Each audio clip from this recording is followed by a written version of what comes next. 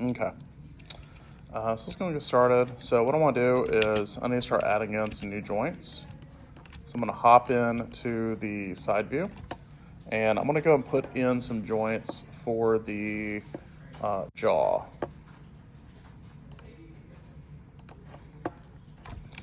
So the first joint I'm going to put in is going to be basically where the jaw pivot is going to be. Now, depending on like how Muppety your character is or how human your character is, that jaw pivot can change. Anatomically speaking, our jawbone, our lower mandible, pivots from basically right below our ear. So if you stick your finger right here on the side of your face, right below your ear, and start doing this, you will feel.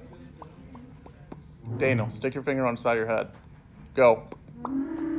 Do you feel the bone moving in there? Probably feel your muscle tensing.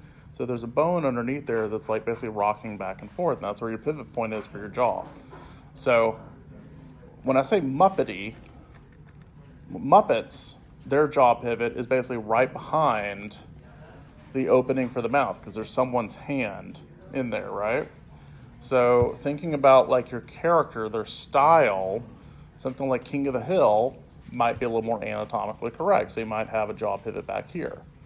If it's something closer to like Grover, the monster, then it might be he has a pivot somewhere right about there.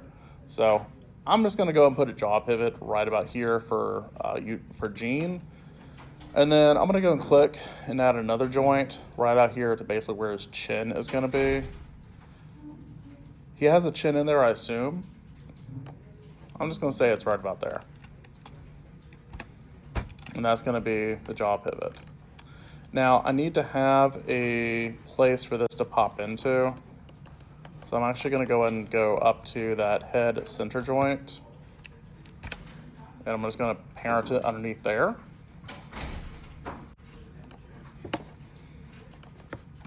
I need it to follow the whole head, not possibly get separated from this joint right here. So I'm just going to put it under the head center joint. That head center joint is going to be, what are we doing? There we go. I don't need it to possibly get separated with this ribbon spine here, so I just want to make sure it follows one to one. All right, so we're going to call this the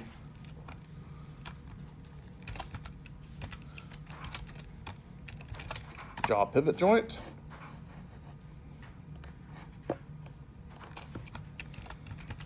And then jaw tip joint.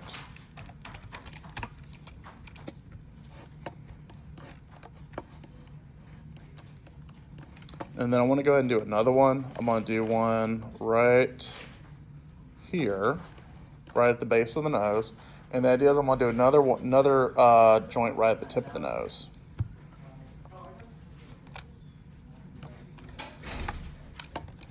And then this is going to go under the same joint. So that's going to go under that head center joint. And then this guy is going to be called the nose base joint. And the way that this could be called nose tip. Yeah. Very creative, right?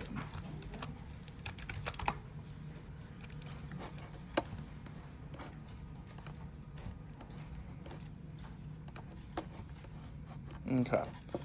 Then I'm going to go ahead and do another one.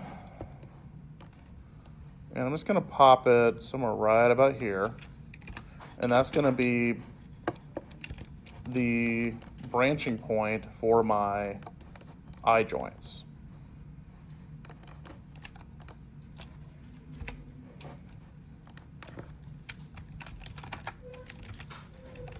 I'm going to call it mid-eye joint.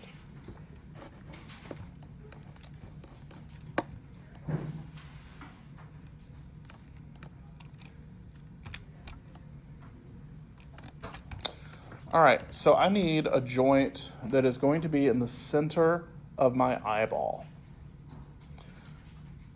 Anyone want to take a wild stab at what I could do to get that joint in the center of the eye, where the pivot is. Yeah. It has to be so that you can get it on the. Let's try. Snap the vertex. Okay. Well, it's gonna snap to the mesh of the eye, though. It would snap in the front, the center of the eye. You could try that. See what it is. Let's try that. And then you try and push it just there. And It's just, not in the center. yeah, try to push it back as much and try to make it center the center of the Where is it? Is it in the center now? Is it center now? Exactly. That's my point. Okay. We have an easy way of doing this. You guys remember the parent constraint? Okay. So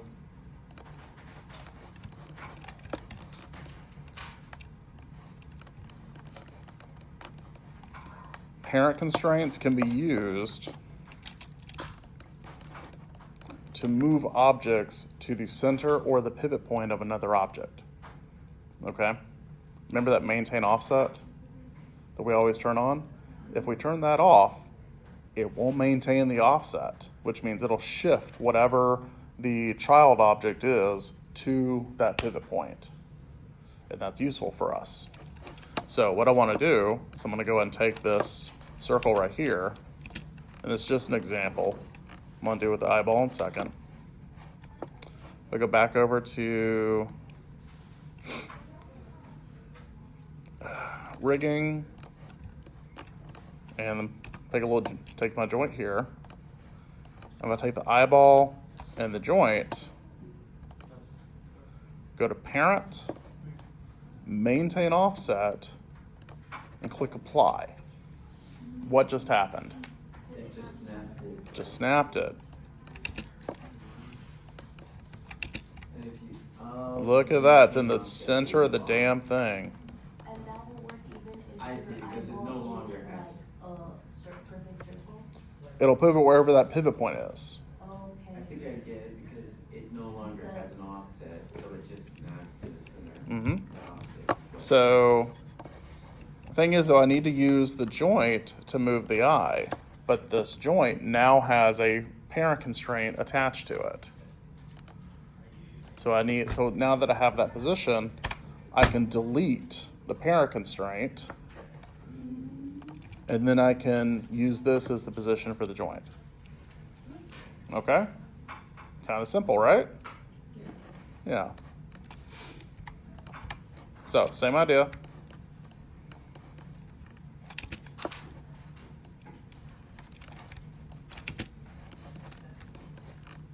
So let's do it again. I'm gonna put a joint right here. Grab my eyeball. I'm grabbing the eyeball first. Remember, we grab the parent, then the child for constraints. So I'm grabbing the eyeball. That's gonna be the parent. The child is gonna be the joint.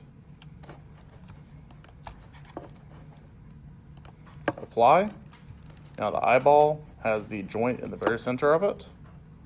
So I grab that joint, delete the parent constraint. Now they're not connected to each other. I can rotate this around. I can rotate the eyeball around. They're independent of each other for a little while longer.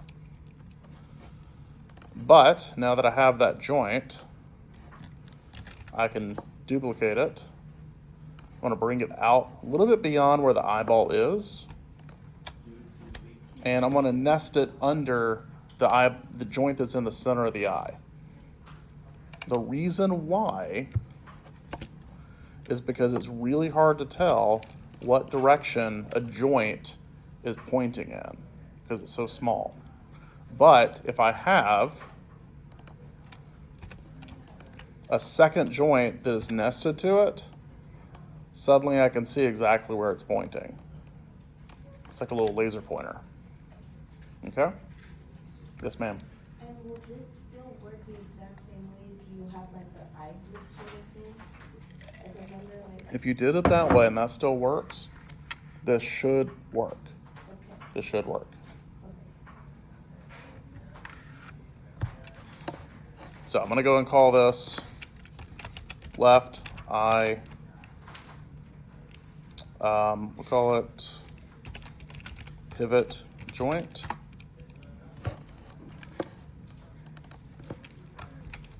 Left eye tip joint. Okay. I'm going to go ahead and nest this under that mid center joint for the eyes. And then I want to go ahead and go over to skeleton. Yes, Daniel? Just making sure. For the characters that have pupils that are a bit, away from the center, should we put the joint, at this in front of the pupil or in front of the eye? So this works with it being at the pivot point. You need to rotate it from the pivot point, from the center. All right, so I'm going to go ahead and do a mirror joints orientation, substitute left for right, and there we go. Now it should be in the other portion as well. All right, let's go make some lip joints. I'm going to go over here. Sorry, real quick, where is the mirror joint again? Skeleton, mirror joint.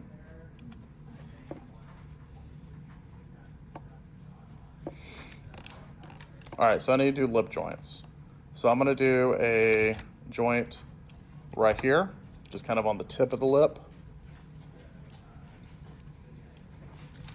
I'm going to duplicate it and move it down like on the bottom lip.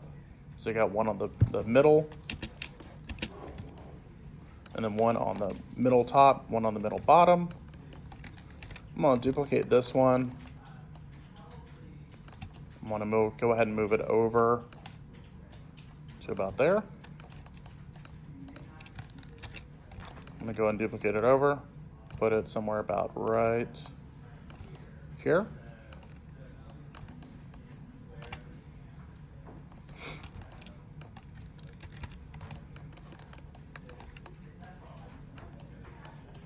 And then this one, I'm just going to stick right in the corner.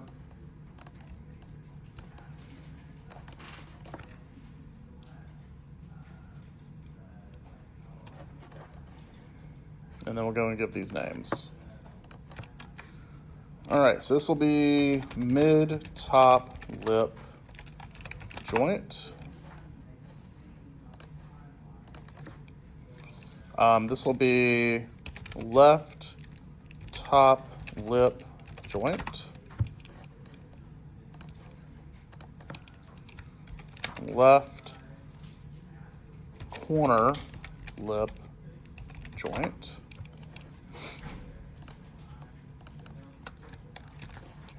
I'm going to go ahead and name this one the same. And then this one, I'm going to use that search and replace in a second. Okay, so I'll go ahead and grab these two. I'm going to go to modify, search or replace. Search for top and replace with bottom. Let's see if that worked. Left bottom, mid lip joint 1, and then mid bottom lip joint 1. Okay, yeah, so that'll work. Okay, I'm gonna go and take these two joints. I'm actually gonna go and nest them under the head center joint. The corner joint, we'll put it under the head center joint as well. And then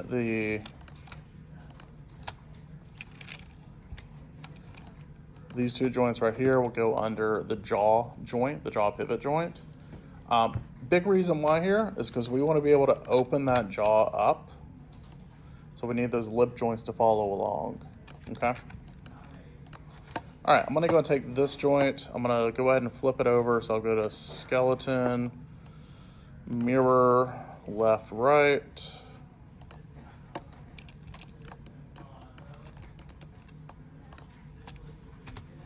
Mirror that one, and mirror that one. So we should have about 8 lip joints.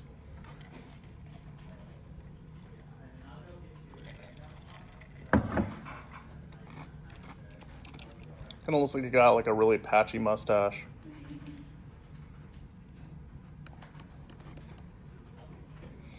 Okay, we're gonna add some brow joints now.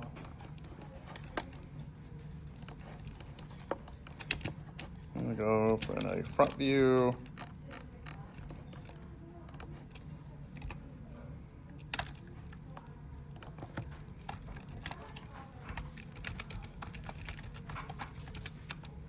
Okay, so I'm gonna call it left brow joint 1. Duplicate it, left brow joint 2. Left brow joint. Well, let's do 3. So we'll do 3. 1 in the middle, 1 and 2 on the ends. And we'll make sure we got these in the right spots. So he's gonna have little Captain Crunch eyebrows, where they kind of are like separate pieces and float.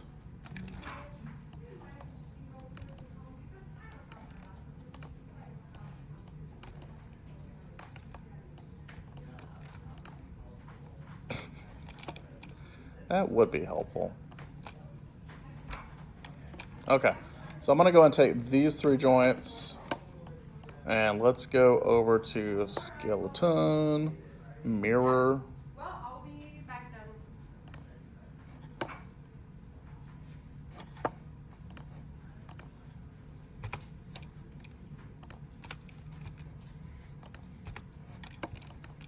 Okay. You just press enter when you mirror them? Hmm? You just press enter when you mirror? Or... G. So reuse last use tool. Right. Okay. And then, let's see, I thought it was gonna flip the left for right, but it did. Let's do modify search and replace. Sorry, I'm tired. That lunch took me out. Left for right.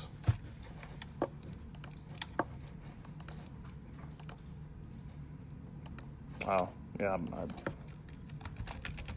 left for right. Here we go. Okay. All right, cool. I think that's going to be the joints we need. Anything that is like extraneous from the face. So if there's like long hair or ponytails or bunny ears, anything that kind of sticks out that would move, I would go and put joints in and controllers on. Okay? Yeah. What if you have like things covering like particular parts of the face? Like would this be the point where I would like put the rigging for like the mask and stuff? We could have the mask attached to the face and detach. We could key that, almost like we did with the arms, Okay. where we have a driver that just keys one on and off, and it's just keying the parentage. But you still have to build the rig underneath there to control that face. You just have a mask covering it. So, I mean, if nothing And I want else. the mask to sort of move like it's the face. Right. So we could do blend shapes for the face, for the mask, I mean, and so it kind of would move a little bit like the face. Because this is the Zorro mask, right? We could also, I guess it kind of depends on like how much you want it to move. Like, is it gonna be 1 for 1? I mean, I was thinking. Okay. It could do like a wrap deformer to where the mask is physically wrapped to the head, and then whatever moves on the head deforms to the mask. Okay. or makes the mask deform to the face. Okay. So that's an option. Yeah. So what about a character that has hair that goes around the face, like long hair around the face? So anything that is extraneous, you need to put joints in. So like long hair, ponytails, bunny ears. So joints and controllers. So for like John Wick's hair, Hmm. should, okay. Yeah. Okay. Yes. So things like a cowlick too, would they be connected to the head center? Mm-hmm. Well, it depends on where it's located. So sometimes, My cowlick is at the very top. okay.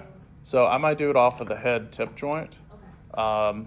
So I don't know. I seem to like to do those types of joints coming off of that head tip joint for like hair related stuff.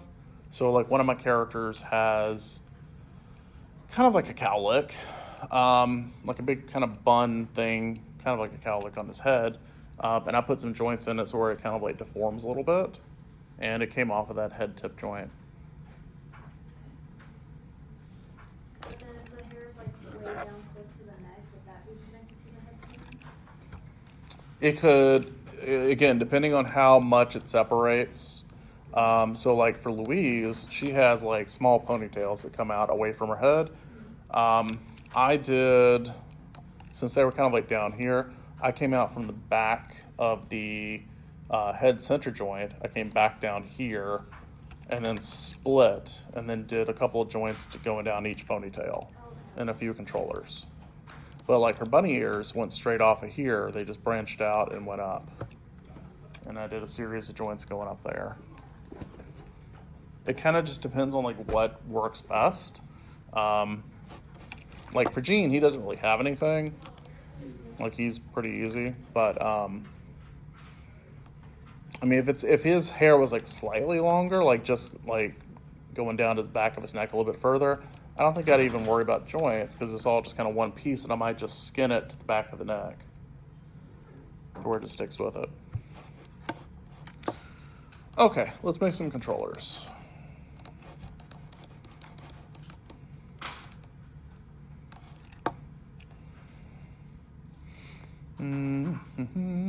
All right, I'm gonna make a square.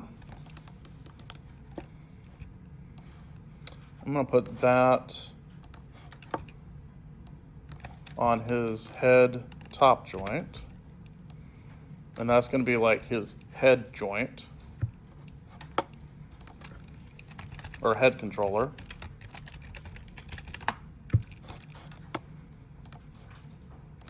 Freeze transformations, delete by type, history. Okay, so he's got like a little halo here. And then for him, I'm actually gonna go ahead and move that pivot point down to, this is kind of odd, but I do like having a separate controller on the head, despite the fact that, like, largely speaking, this controller and this controller are going to do more or less the same thing. I don't know. I like having a central controller on the head, though, to be able to move it around. It's just how I am. Sometimes I'll put like an extra joint here so I can have like a little extra degree of movement, but it's not necessary. I'm just going to be moving the pivot point down so that like this moves at that top neck joint. That's all I'm doing. You want to make sure that this is moving from here and not from here. This is going to bend your face in half. Don't do that. Okay? Put it down at the bottom. So put it down at this neck joint right here where the base of the skull is.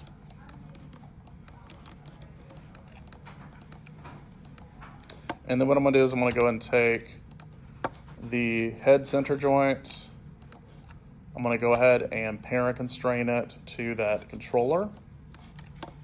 So I'm going to do constrain, and let's do parent constrain. Oh, what did I do? What do I got to do? Maintain offsets. All right, so now that's going to move the whole thing from that one point but I gotta nest this controller underneath the Netcon, so it all moves together. You guys with me so far? Good. And then from here, this is what I'm going to attach a lot of the other controllers under. So it's kind of like my hub for all of the controllers for the face.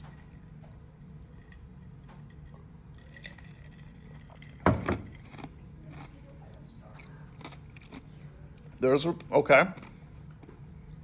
That's exactly what they call it. Oh, okay. Oh, nice. This is a star pattern face rig. So if you ever look at like game rigs and you rip off the mesh, this is what you'll see. It looks like an explosion underneath the face. And it is called a star pattern. It is. Okay, let's put in some more controllers. All right, I'm gonna go ahead and get a arc.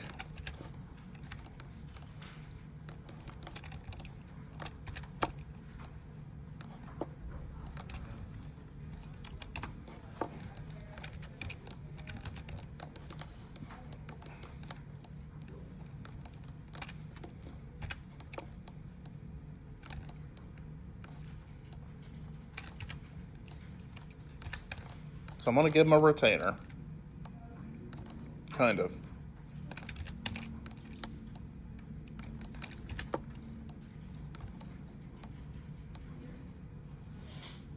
This will be the mouth controller. And there we go, something like that. All right, so let's go and take that mouth controller and we're going to freeze transformations, delete by type, history.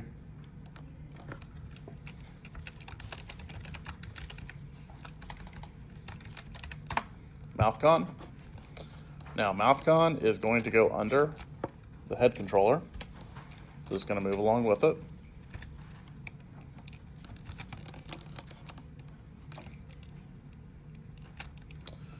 That mouth controller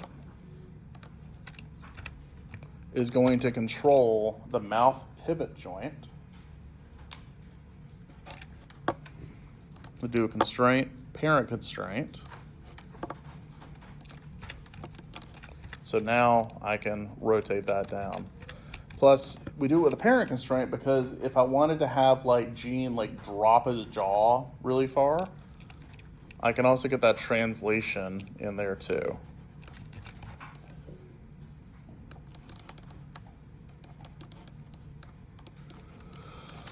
Okay, let's go and do,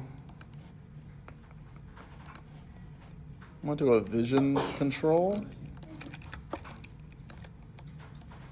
Just kind of looks like a pair of glasses.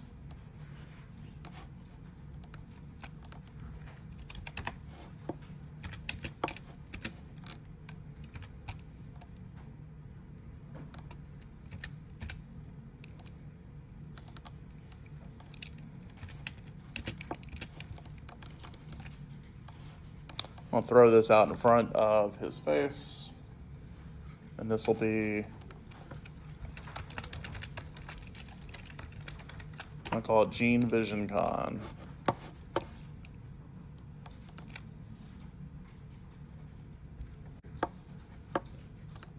Freeze transformations, delete by type, history. And then what I'm gonna wanna do is this controller is kind of nice. Like I can separate one eye from the other eye, and they're both nested under this kind of like centrally bar controller. So if you want to have the eyes move together, you can use that center bar.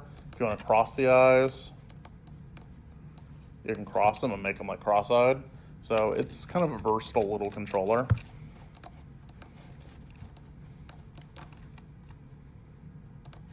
So I'm gonna grab this controller, the one on the left. I'm gonna go and grab the left eye pivot joint. So not the tip joint, it's the one actually inside the eyeball. And then I'm gonna go to constrain. And I'm not going to use an orient. What I need to use is an aim constraint. Yeah. Maintain offset, apply.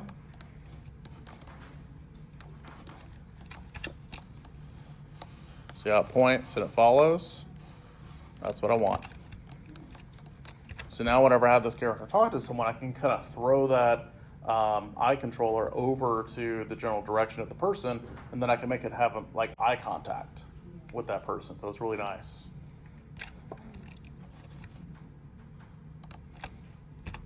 All right, redo the last use control or last use command. Now that one does it. Since these are both subservient to the middle one, they can both move together.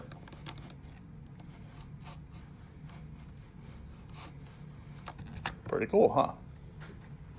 Yeah? All right. So what I want to do now is I'm going to go ahead and take this eyeball. I'm going to go ahead and grab this joint, this eyeball, and I have two options of getting these to work together. One is I can constrain them, one is I can skin them. Now, if you had your flattened eyes, one of these may not work for you. If you did like the grouping and then flattening the group, one of these may not work. So I want you to make sure you understand that you can try both of these, okay? So Which two ones again? if you did the flattened eye trick, where you have like cartoony eyes and you flatten them to make them like basically fit, this is what I'm discussing. So normally what I would do is I would take the eyeball, take the joint, go to skin, bind skin, and then that would follow along. Now that didn't work out the way I wanted because it's actually bind to everything. Let me unbind that skin real quick.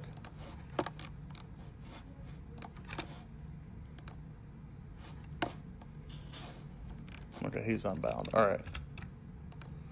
Let's do skin, bind skin, selected joints, apply. Okay, that should be better. There we go, now it's working.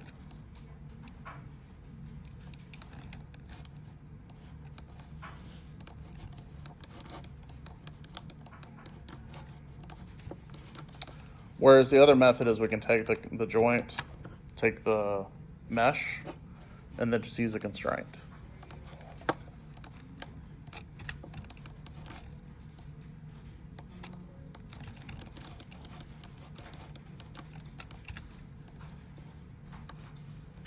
Like both of these work equally well. I've just found sometimes when I use that flatten eye trick, I may have to do one over the other. So like for whatever reason, the skinning didn't work. So I had to switch over to a constraint and that seemed to work fine. So just a heads up on that. Does that mean so the flat eye can also work with the flat eye work with the aim constraint as well? Well, that's entirely the joint. The eyeball has nothing to do with it. That's just the joint we set up. Okay. Yeah. What kind of constraint was it again? Aim. Aim. Aim. You know, like the nefarious scientist cabal in Marvel. Advanced Idea Mechanics. Oh. The guys in the yellow suits. They have the cool toys. You have no idea? Except for Hydra. Yeah, sometimes Hydra, but they're kind of like their own thing. It just depends on the story. Hmm? They always fight Ultron. AIM fights Ultron? I think so. Or they always have the same villain. Or normal. Well, AIM's the bad guys. Yeah. Yeah. Usually it's like disheveled scientists who like don't get the funding they want, so. You ever hear that joke about like, if you have a PhD, you're like 10 times more likely to become like a supervillain? Like I mean, like Dr. Doom. almost all of them were like doctors. Yeah, yeah. But if you have a master's, you're a hero, because like Master Splinter, Yeah. Master Yoda, yeah, it's a bad joke, but anyway. Okay, let's go ahead and do, so we got 2 controllers set up, so let's go and add some more. Let's do the controls for the lips and eyebrows. So I'm gonna do prisms, do little spheres.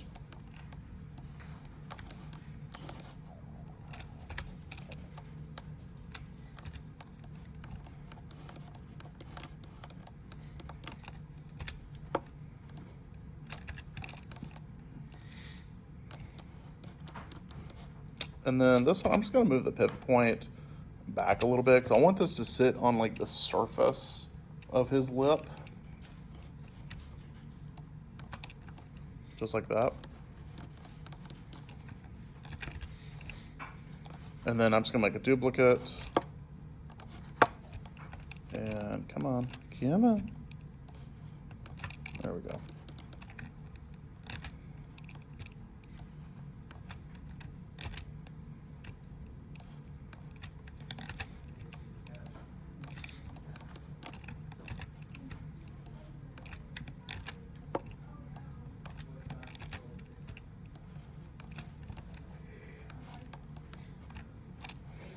Okay, grab all the controllers.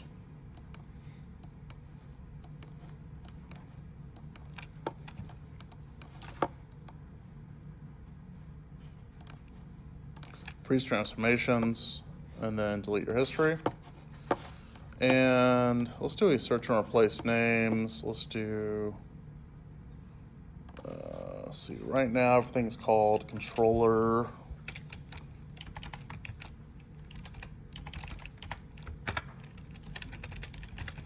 I'm gonna replace it with lip, left lip con, apply, and I'm gonna grab this one and this one. I'm gonna have a look for left, replace with mid, and then this one, and this one. I'm gonna have a look for left and replace with right. Okay, so that's right, lift con 8. And then this one, and this one. I wanna have it look for lip. I'm gonna replace it with upper lip. So you see, I'm kind of skipping some steps here by using the search and replace, by looking for common names and just kind of like hacking it a little bit. So it's gonna be looking for lip, replacing it with upper lip. And then these.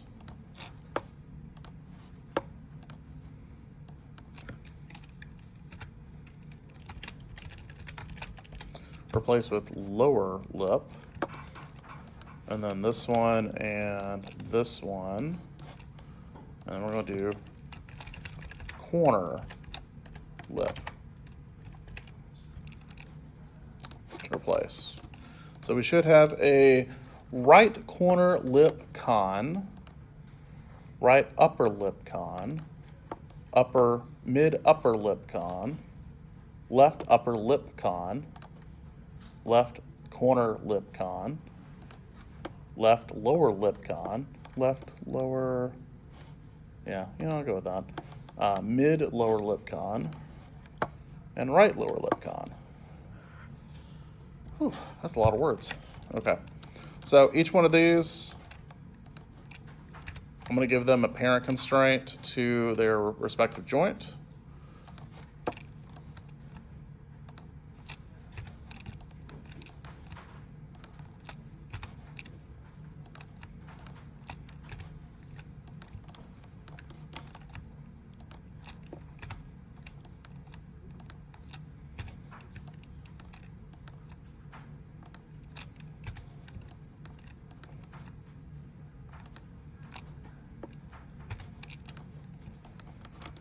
Okay, is that all?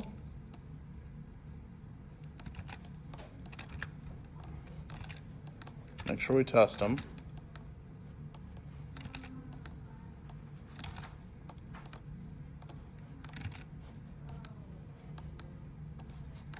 Okay. Yep, that's all moving. All right. So you notice that when I open my mouth, the lips don't move with it. Okay? What do I need to do with these lip cons? These three right here. If I want them to move with that mouth controller.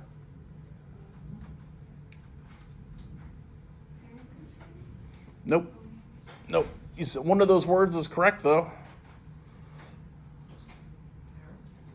Parent. Yep. So I need to parent it. So, huh? You did say parent, but constraint's not the right word. We need to nest it.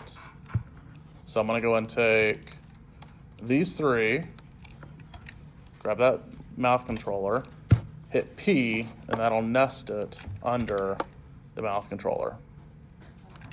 See? All right. See that pivot point right there? That pivot point's not on the jaw. See how it's when I rotate, it's giving me an offset? I don't like that. That's annoying. I need to fix that. But I can't fix that. Hang on. Let's try this again. So I want to back up.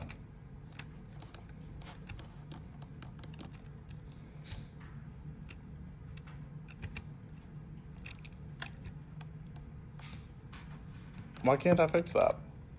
What do I need to do? Do you already have constraints for that? I do. So you probably have to delete the constraint. Yep, I will. So let's do that. So let's go ahead and find the mouth controller. So that's going to be under the joint. So we got to find that joint, jaw pivot joint. There we go. Let's take that out. Now this one's free and clear. Snap it over. There we go. Now I can take that. Constrain parent. There we go. So now they're moving together. Unless I have a reason for it, I don't usually like to have offsets with the joints I'm controlling and the controllers. Usually I try to make sure those pivot points are always right on top of the joint. Make sure we got that. That's good. All right, any questions so far? Okay. All right, so I'm gonna go and take each one of these, and I'm actually gonna group them.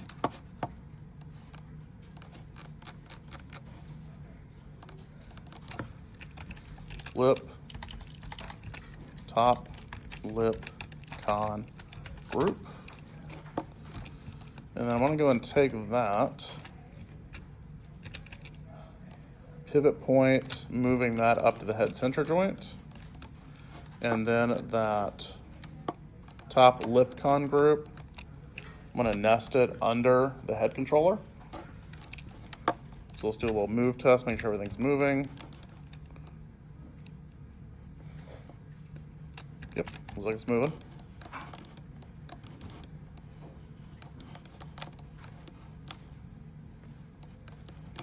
So let's do a little nose control.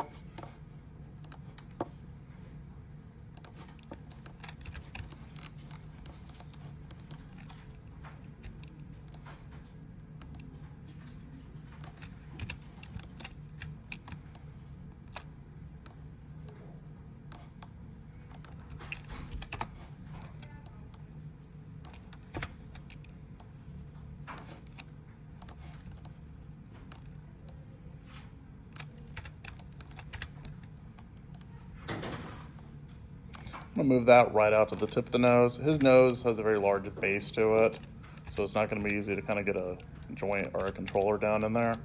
So we'll just move this to the nose tip. And then let's do a delete by type history, modify, freeze transformations, nose, wiggle, con. It's gonna be the name. And then I need to go and move that pivot point to the base of the nose so that when I move the nose, it wiggles from that base point.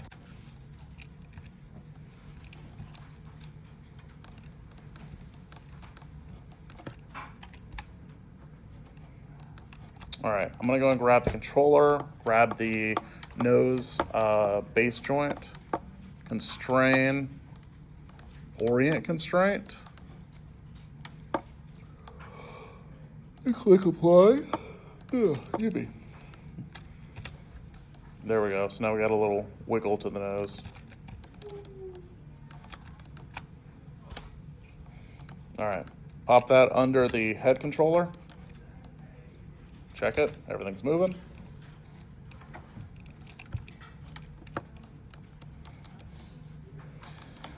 All right, so brow controls are gonna be identical to the lip controls. So let's grab a shape we're gonna put up there.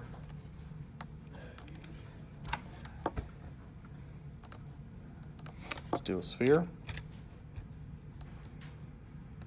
Okay.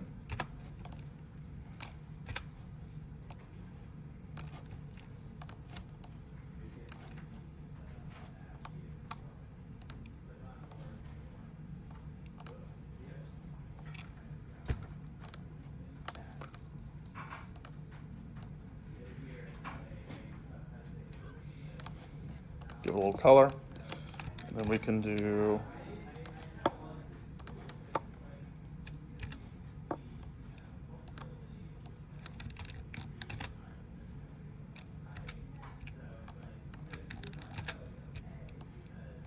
there we go. So we got 3 brow controls. And this one will be left brow, con 1, left brow, con 2,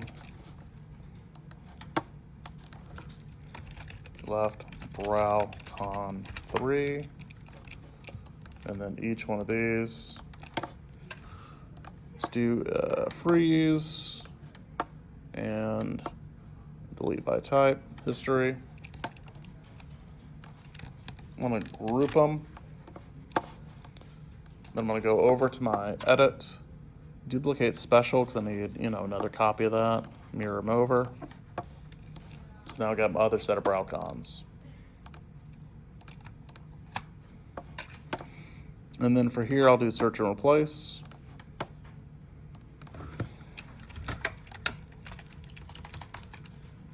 And do left or right.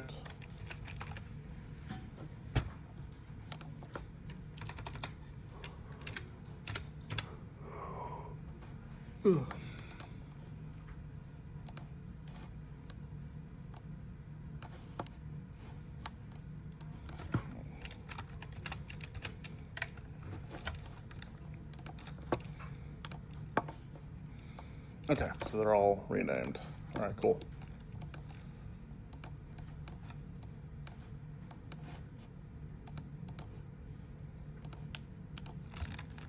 And then I want to group these together into brow con group.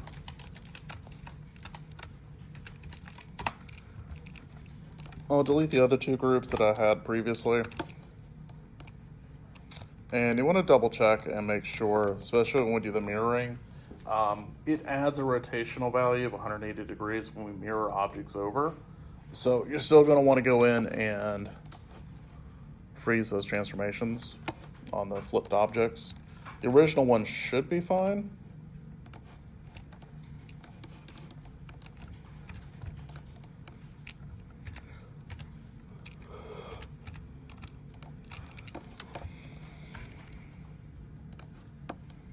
And we'll do a parent constraint.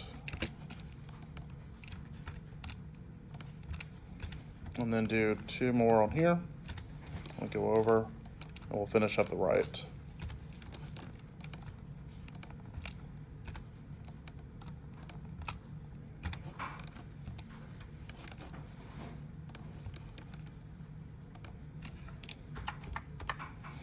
Okay, that BrowCon group, just got this group right here. That's all of our controllers. I want to go ahead and take that group, and nest it under the head controller group so it's all together with the rest of our controllers.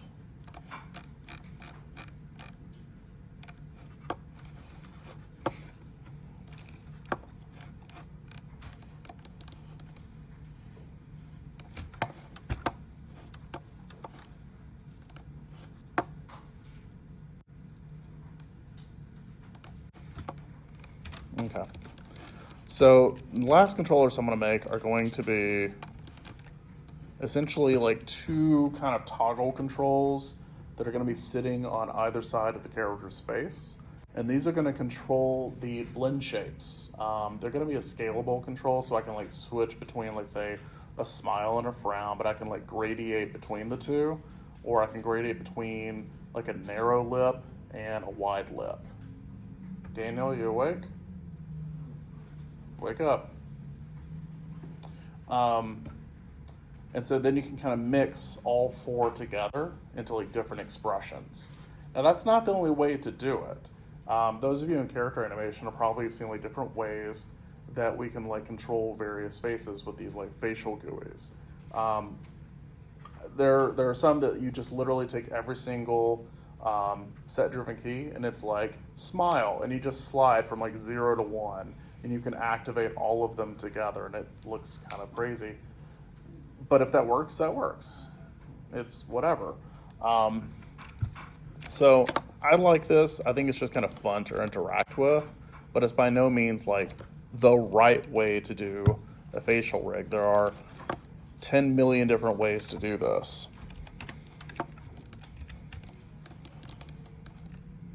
So I'm gonna go ahead and move this over. This is gonna be my, kind of like my fence for the toggle. And then I'm gonna go ahead and duplicate this.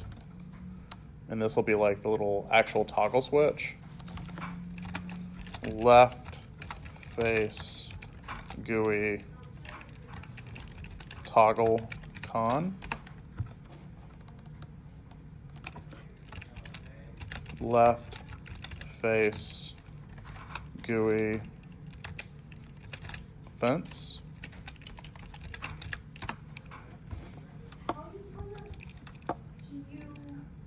GUI, graphic user interface. So it's just a representation of these controls. It's just a graphic representation of that. That's all it is. It's just GUI, sorry. And so what we're gonna be setting up is we're gonna be having set-driven keys so that I can take like this one controller and go up for a smile, down for a frown, pull this over for like a wide mouth, and then pull it over for like a puckering, smooching face. And then you can kind of like mix in between all through here. All right, I'm gonna go and take both of these and let's do freeze transformations, delete by type. I'm gonna go and take the toggle and nest it under the fence. And then I want to go and take the fence, group it to itself, and then we're going to do a duplicate special to where we get one on the other side. Grab both of these. I'm going to do search and replace left or right.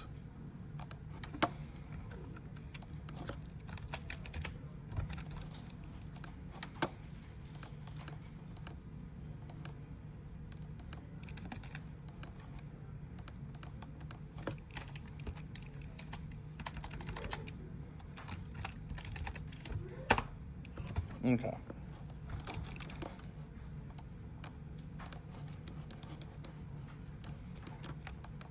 Now, these controllers, I don't want to move around. Right now, they can move around by themselves. And then the toggle controls, So like the fences don't need to move, and the toggle controls aren't going to need to move basically outside of that. Let's see where, there we go. So it needs to move basically to where it can only move within inside of this boundary. Okay, I don't want to be able to like have the animator like run off with the control and misplace it somewhere. So what I want to do is I'm going to take both of these. I'm going to go over to translate, rotate, and scale. And I'm going to go ahead and lock them. And so that means I can't move that around. I can't move that one around, okay? But I can still move the one inside of it around. But I need to have some limits on where I can move this around. So if I go under the attribute editor, you'll see, if I go under the first tab, you'll see where it says limit information. And I'm gonna go to translate. And you'll see I can actually activate limits for how far I want this controller to be able to move.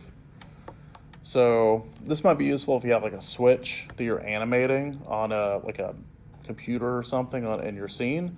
You may have like a limit to how far you want it to be able to rotate. So for this one, let's say if I wanted to go from this point over to here, you'll see it's moving negative 0.67 Maya units. So I'm going to go and give it a minimum value. I'm going to lock it and activate that lock, and I'm going to transfer that value over. So what that means is I can't move it any further than this value. You guys see that? Okay. So I'm going to go and move over to the right or the left. And you'll see that now current is set to positive 6.9. I'm gonna go and turn on max and then transfer that value, copy that value over. And so now I can't move this thing beyond the boundaries of the border of this fence. Now, the fence is not actually stopping it. It's just a visual representation of the limit that we have here. So it's not like it's actually stopping anything. It's just a It's just a point of reference, yes. So I'm gonna go up. So we'll do 0.69, copy it over, activate the limit, and then I'm gonna do down here, negative 0.68. And there we go. So now it can't go really anywhere beyond that shape. See how it's kind of like it's stuck in there? Okay, so that's gonna be useful for us. We do not need this to move on the Z-axis at all, like forward and back. So I'm gonna go ahead and take Z, rotate, scale, visibility. I'm just gonna go ahead and lock it. So I can't move it forward or back at all. We just don't need to do that. There's no reason for it. But now it's just locked in here. If you know you're definitely gonna never do this, you can also just do like a lock and hide to where it just completely gets rid of it from the view. And that would be a lock and hide, so we're just stuck with just only these two options. Let's do it for this one too. So I'm gonna go to attribute. Let's do drawing overrides, nope. Let's see, where is it? Limit information, there we go. All right, so let's do, I'm just gonna get two values with this one. So that's gonna be my max for X and Y. And then I'm gonna go ahead and move it down to the bottom corner. And that's gonna be my minimum for X and Y.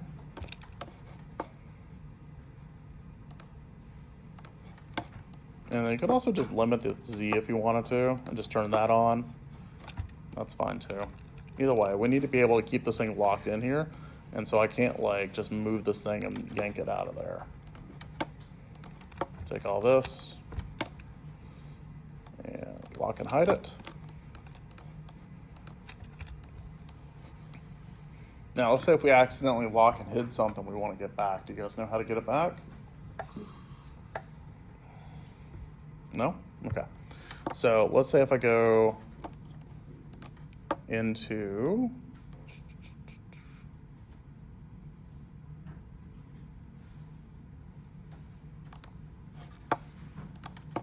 let's see, where's the thing?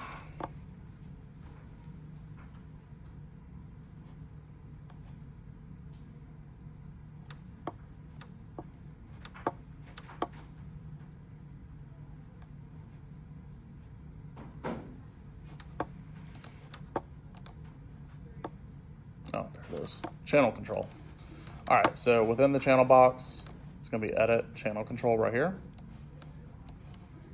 And what's right now that's keyable and visible are going to be translate X and Y. If I wanted to make them non-keyable hidden or non-keyable displayed, I can move them over. So right now translate's gone. If I want to make it non-keyable displayed, so now I can't move it, but I can still see it. But if I want to go ahead and move it back out, then I can pop it over to the first column. So everything that's non-keyable hidden, this is all this stuff. So if there's something that you need to bring back, you can grab it from that list and pop it back over, okay? I would probably write that down. That's pretty useful stuff. I get a question about this every semester. It is edit channel control.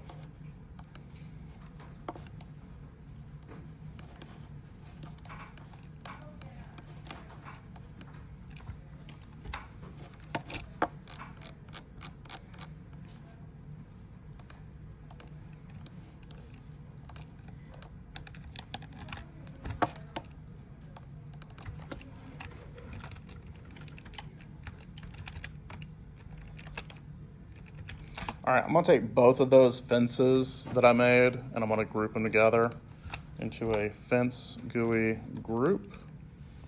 Let's make sure, yeah.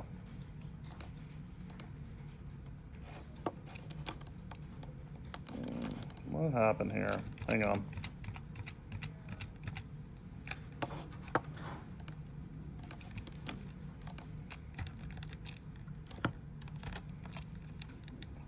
Oh, I bet it's because it has a non-keyable hidden thing in here.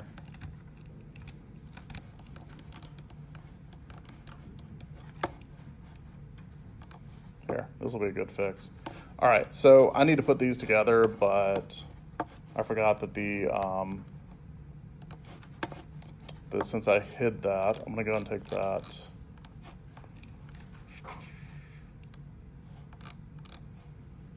Let's see. Bring all this out. Unlock selected. Okay, that's good. That's good. Okay. There we go. All right, let's go modify, freeze transformations. Okay, oh yeah.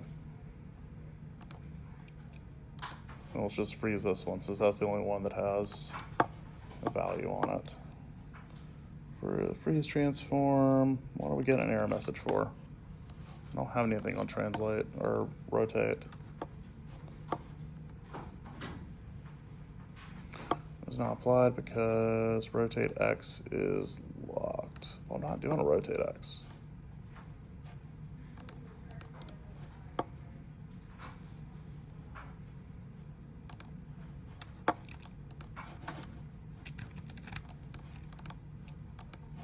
Oh, right, yeah.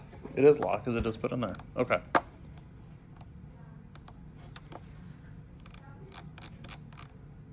Rotate.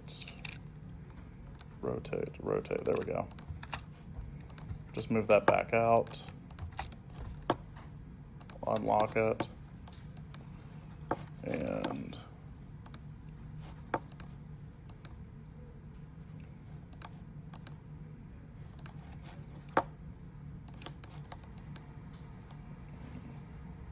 okay, it's clean now.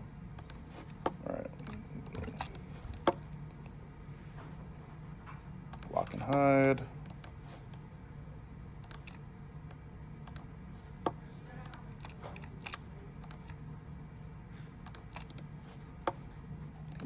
that. Okay. Yeah, so I'm gonna take, screw it, let's just take both of these, group them together.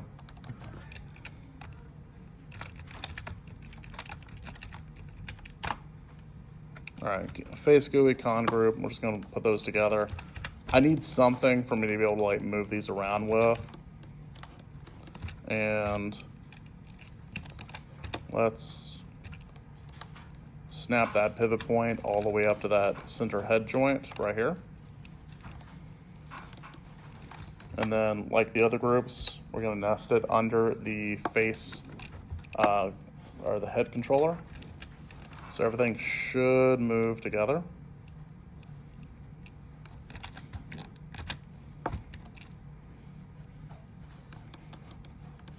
And then that'll bring us to starting to do some blend shapes. One last thing we can do is we actually can add our attributes for blink. So I'm gonna do I'm just gonna do a left and a right blink.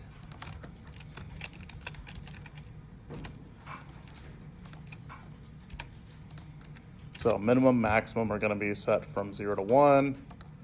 Add, and I'll do right blink.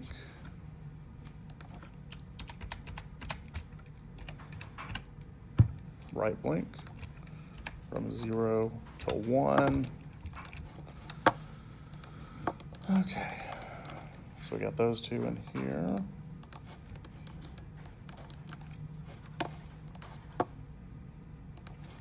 Okay, now we're good to go.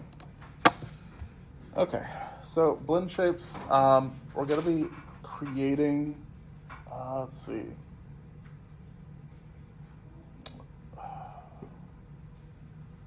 Eight different blend shapes.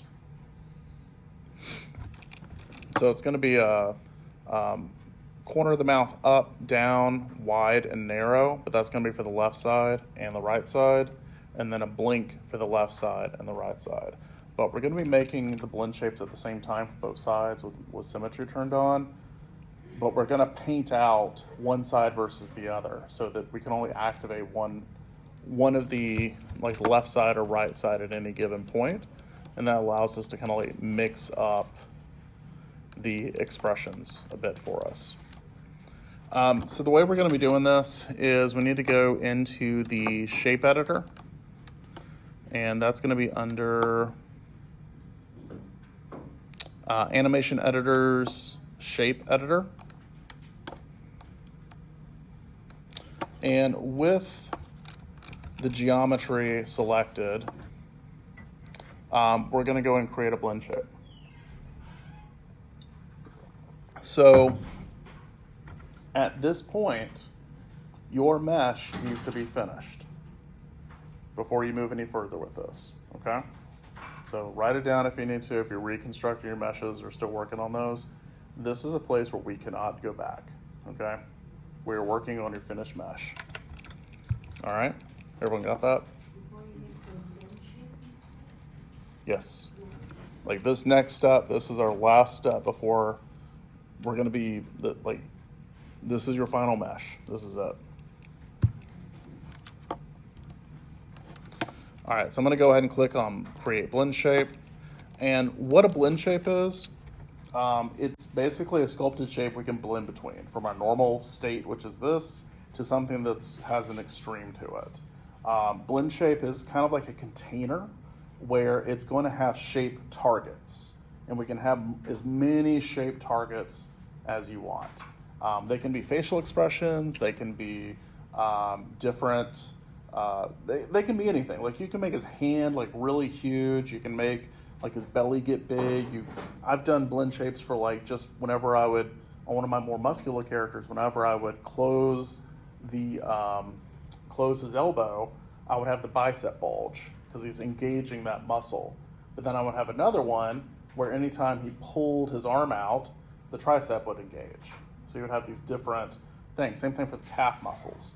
So you can kind of make these blend shapes that can correct any issues with bending or deformations.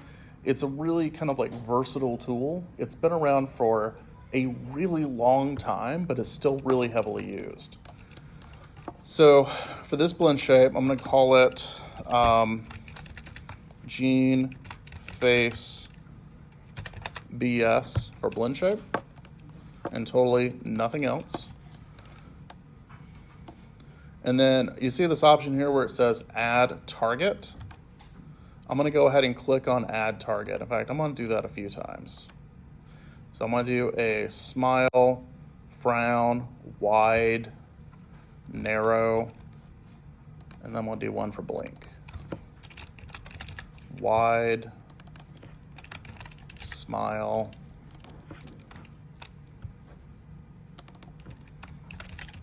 frown, narrow. Sometimes you'll hear the word like smooch. That's also kind of like another description for it, kind of doing like that smooching, like that kind of expression. Blink. You could do other expressions like angry, happy, like just all sorts of different things, like the eyes or cheeks or whatever. And then whichever one we have selected for edit, that's the one that's recording, okay? If we click edit, it's gonna turn off and it's not recording it anymore, okay? So let's say if we do wide. Right now it's set to, the weight is set to 1.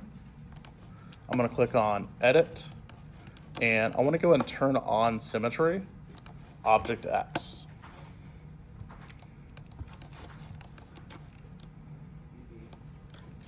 So whatever I do to this mesh, it's going to record it, and that's going to be a part of the blend shape.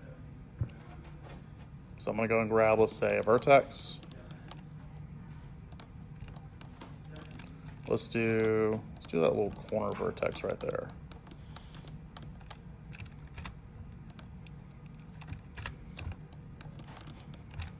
And then we'll do kind of a soft select. You'll notice we got it from both sides. Again, we turned on mirroring, and I'm going to go and just kind of pull his mouth out a little bit wide, kind of like he's like fish hooked. It's not a smile. It's just we're just kind of pulling it out to the corner. I can't really do it without smiling, but we're kind of like fish hooking the side of that mouth. But the idea is we can engage like a smile and a wide to get like a really big smile. And then I'm gonna hit B again, and that turns on and off soft select, and that actually like recalculates the radius. And I can pull it back. And this would be a place that like I might overdo the expression, because if you think about it this way, the blend shape is gonna be a limit on how far that expression can go. So if you wanna go with a really big expression, you better make that blend shape like 10% bigger, because you may have the director come back and say, I want it bigger, I want it more. Now with the corner joints that we set up here, this can help out a little bit too. We can kind of like tweak it.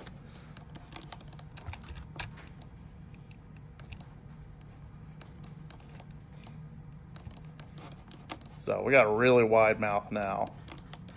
And then what I might do is might also go into modeling, mesh tools, smooth. And this is kind of like getting a little bit torqued with the geometry. So I'm just gonna go and kind of like just gently like smooth out the mesh just a little bit. Go inside the mouth a little bit.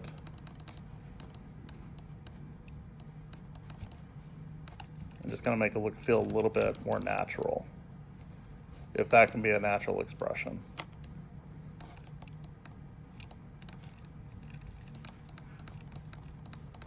Okay, and then if you take a look, you'll see we can scale the weight on it, and you'll see we're like going between the two shapes. Okay.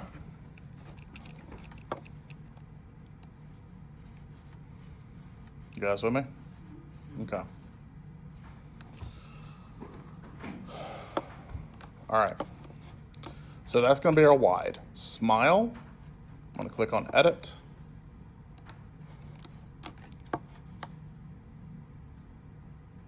Come on.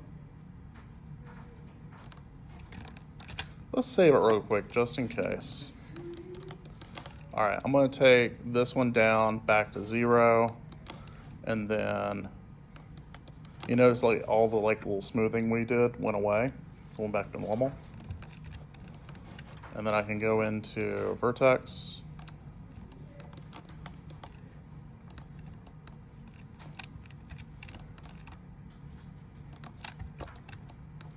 And then here, I'm gonna just go ahead and take the corner of that mouth, and I'm just gonna move it up.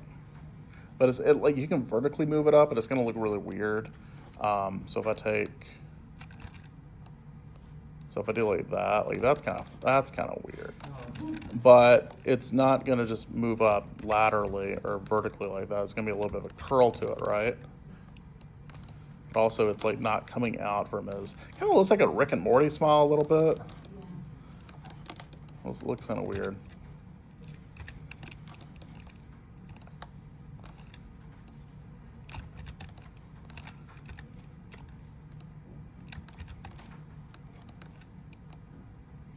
I'm gonna move it back in line with the cheek. That feels a little bit better. And then kind of bring it in. I don't want to get all the way up in here. Maybe like that. And then if you want to bring maybe a little bit of this lip area up over here for the bride, you can do that. And bring this up over too. You know, just something to kind of give them like a little more of an actual smile. Okay, go and turn that off. And so now if we can get a smile, we get like a wide smile. And that feels a little more natural. That feels a little more Gene-ish. So, you know, probably wouldn't go that far.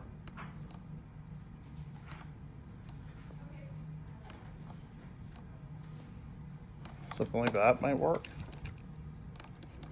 Yeah, I can work with that. Okay. You guys see where we're going with this? Yeah. It's really useful. It's kind of a weird idea, but it is extremely useful.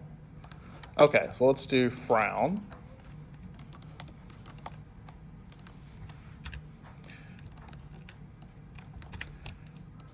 Now for animation, it's not uncommon to do blend shapes for all of your phonemes. So you know when we're like, you know, making characters speak, there's like specific like mouth shapes that our lips do when we're speaking, like the the duh, the ta, the ba, things like that.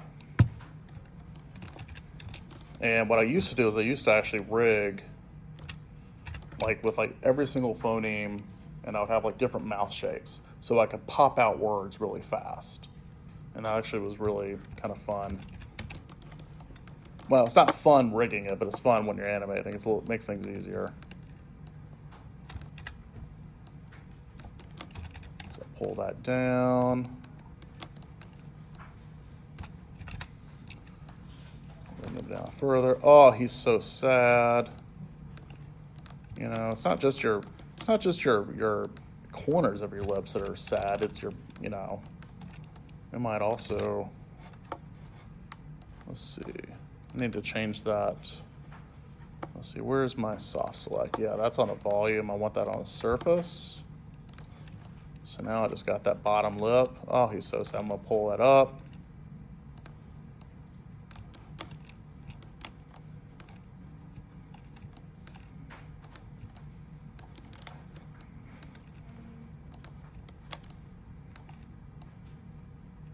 Maybe like kind of trembles the lip a little bit. It's got that going. No, Dad, don't make me clean out the grease trap again. I'm sorry. It's Tina's turn, I swear. I'm just supposed to be the napkin boy. And then we can go over to mesh tools. And let's just smooth that out.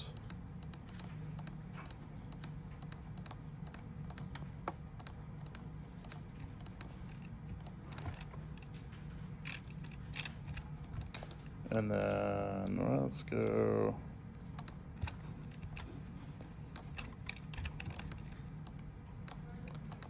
closing the lips up just a little bit. And then now if we kind of like bring it down, you'll see kind of a nice little expression there. And then if we mix that with like a wide, that's like a big, that's a big sad right there. It's kind of like a hermit frown. Yeah. Which that could be a blend shape. Maybe your director says, you know, specifically in a storyboard it says Gene does Kermit frown. So that could be a blend shape. You just make his face look like that.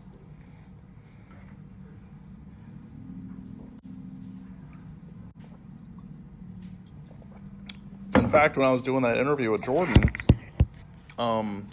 that's one of the things he talked about is like when they were doing like Rocket Raccoon, they would like deform his face and make blend shapes out of his deformed face to get like the shapes they needed like for that camera angle. So yeah. Okay. Frown done.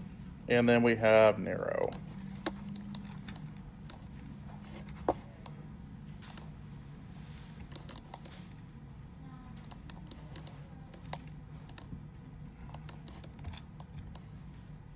Okay, so I'm going to take that.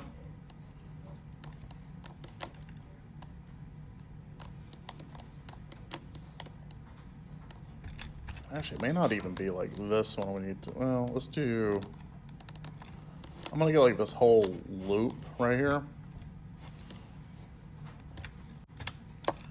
Let's kind of bring them together.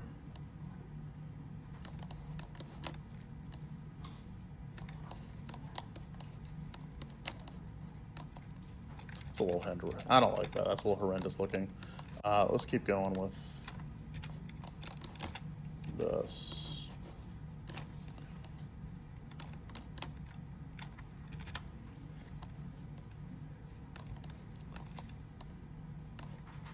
And then if he's doing like a narrow, if you're pursing your lips don't really have nowhere to go. They have to kind of jump forward. So we'll have him do a smoochy smooch.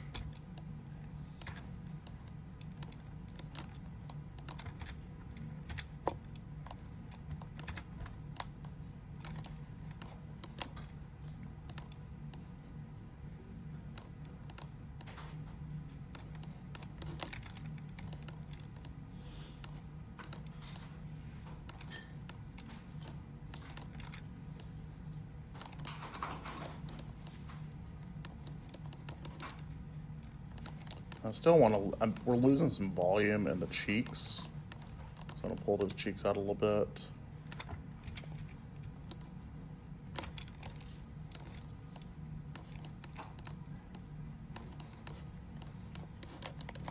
And then we can go ahead and do, smooth that out just a hair too.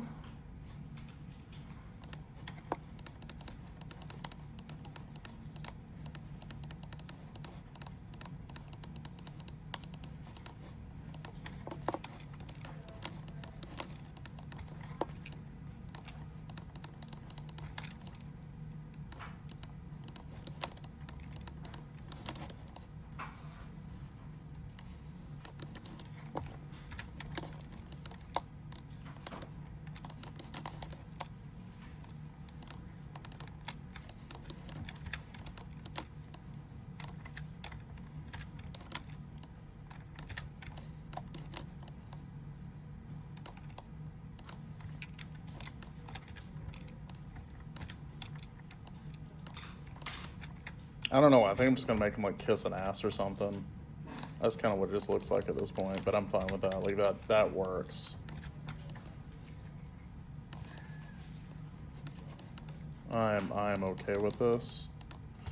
Not mad at it. I like it. This looks a little bit thicker. But hopefully you guys are kind of realizing like this is very much just, it is basically like resculpting or remodeling in a way. You're just trying to get this to fit whatever the story is or whatever the need of the shot is for this character. And this may be something that's only used like in one one shot, but you need it to like be either like reproducible or I don't know, whatever. But there you go. That's a smooch. What does it look like the Y thing? What? What does it look like when you also? It's gonna. Oh God, that's gonna be awful. What does it look like with the wide? Looks like that. Not all of these are meant to be put together. But if you did like a smile, it's a tiny smile. Kind of looks like an anteater.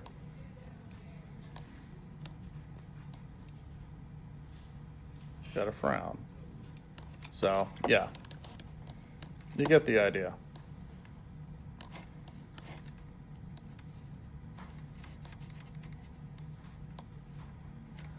Okay. You guys got the idea of what we're doing? Okay. All right, blink.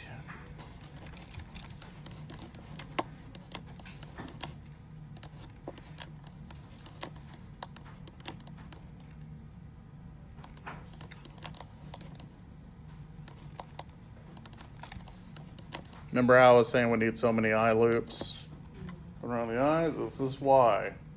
Same thing for the lips. We need all these edge loops for specific reasons, and this is the big one. So I want to be able to close the eyes.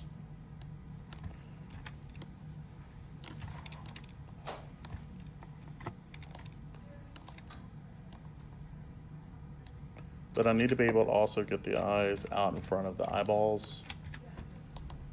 So I'm gonna kind of pull the eyelids out. This is gonna be ugly for a minute. And then we're probably also gonna need to use a kind of like a helper blend shape to kind of help us with like the midpoint transformation, because it's just gonna look awful.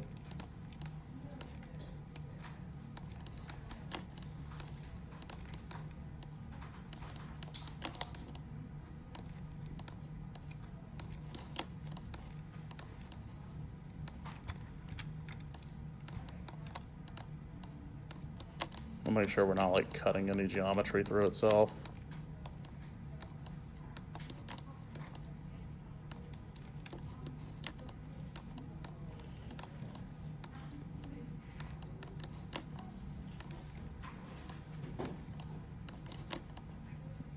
And then where it's kind of cutting through back here, I need to like pull this back over.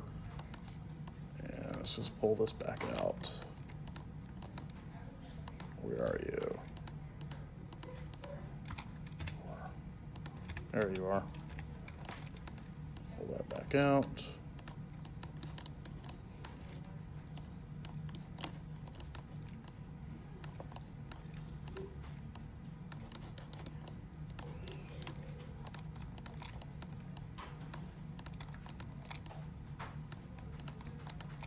So we do need to get the eyelid completely closed, one way or another. Kind of looks like he's got like pink eye. It's kind of gross.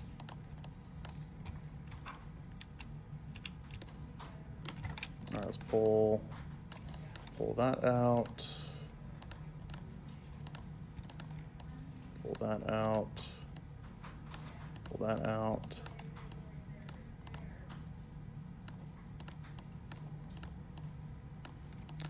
And since we have so many edge loops around the eyes, we can kind of like pull some of them down if we need to like get better coverage. So we're not just using like a couple of edge loops to do this whole job. So it's not like that one person in a group project is doing all the work.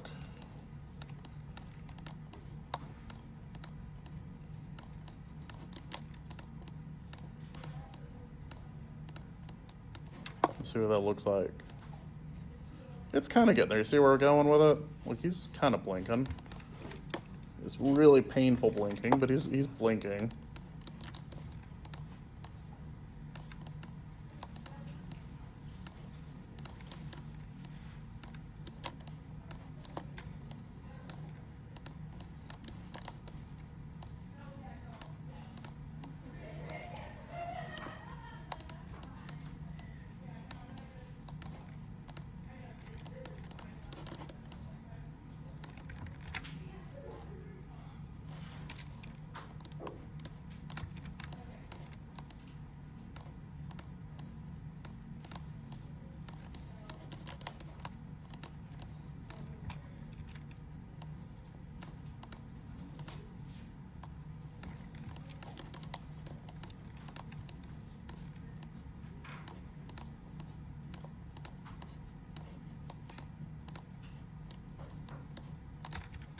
All right, any questions about this process? Because I just realized it's like 3 o'clock.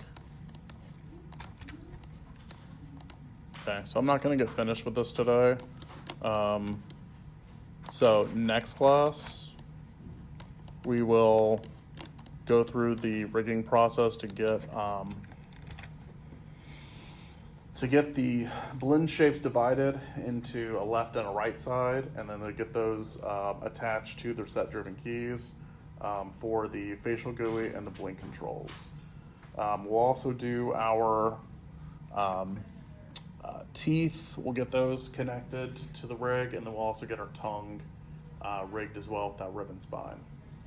All right. So I'm just gonna cut it off today. Do you guys have any questions or anything before I finish up?